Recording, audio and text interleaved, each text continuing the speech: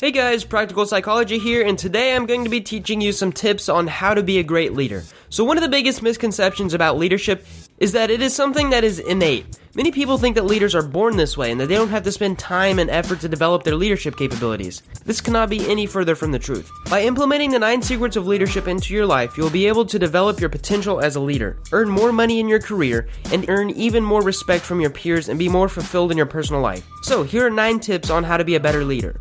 Tip number 1, integrity. Integrity is the foundation of all leadership. People are not willing to follow someone whose actions are unethical or unjust. Imagine you are working for a boss who, despite your great efforts and sacrifices for the company, gives the job promotion to an employee that has been slacking off. Why would you follow such a leader? On the other hand, when we operate from integrity, we gain the trust of the people we work closely with. Trust amongst team members is one of the most accurate predictors of success, and it all starts with a leader's integrity. Then, the team members can reciprocate the behavior of the leader and create a favorable atmosphere so that everyone can benefit. Tip number 2 is that actions speak louder than words. A great leader should lead by example and not delegate something to his followers not willing to do himself. During World War I, General George S. Patton led his troops by walking in front of the tanks despite the risk of being easily shot by the enemies. Martin Luther King Jr., Mahatma Gandhi were all great leaders who stood up and led by example. You are not a true leader if you are not brave enough to take the first leap. Practice doing 3 small things you are afraid of every day to get familiar with being uncomfortable, so when the time comes to take charge, you will have built the resilience and confidence abilities. Your friends or classmates will then see you as a powerful, gifted leader while you are enjoying the fruits of your labor. Tip number 3, be persuasive. The third secret to making people follow you as a leader is to become more persuasive.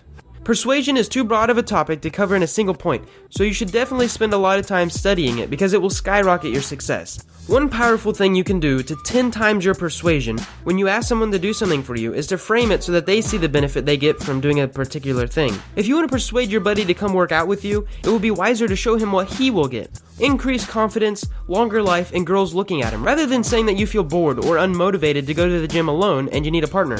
Tip number 4 is to make people feel important. The billionaire Mary Kay Ash's secret to building her empire was to imagine that every person she met had a sign on their forehead that said, "Make me feel important."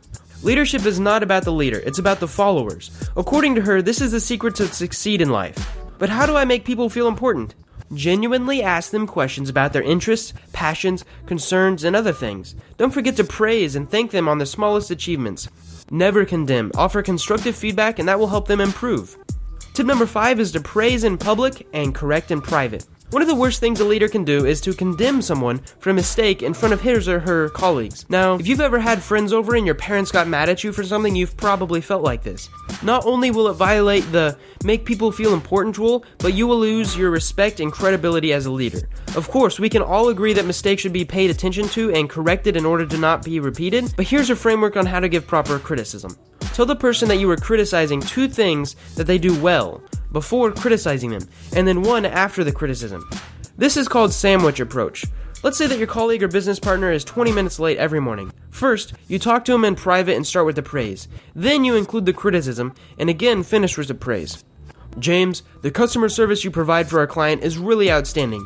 The fact that you are late for work every morning is a problem for us because our team and clients need your exceptional skills and knowledge at that time of day." Just like that. Tip number 6 is to take responsibility for your mistakes. A leader is not supposed to be perfect or not make any mistakes. Making mistakes is completely normal unless you try to cover them up, deny them, or make somebody else responsible for them. A great leader earns respect by admitting his or her mistakes and learning the lessons. Vulnerability is a sign of leadership strength, yet it is mistakenly viewed as a weakness. Tip number 7 is to have a clear goal, or a vision. Successful companies reach consensus on all of their common goals, from top to the bottom of the hierarchy.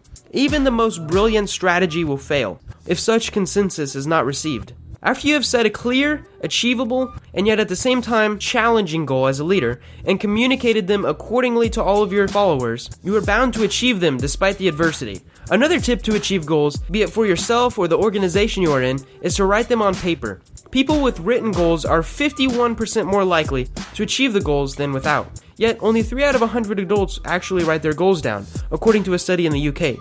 Tip number 8 is to be knowledgeable. Now this was the first tip in how to think like Dr. House. Being knowledgeable as a leader is crucial in order to feel confident and to gain the respect of your followers. Saying that you don't know how to do something or asking for advice is fine, but when this happens regularly, you start to lose your leadership credibility. You still have to have that technical information. Always seek out new information and try to better yourself as a person. This will inevitably make you a better leader and more valuable as a person. Tip number 9 is to surround yourself with great people.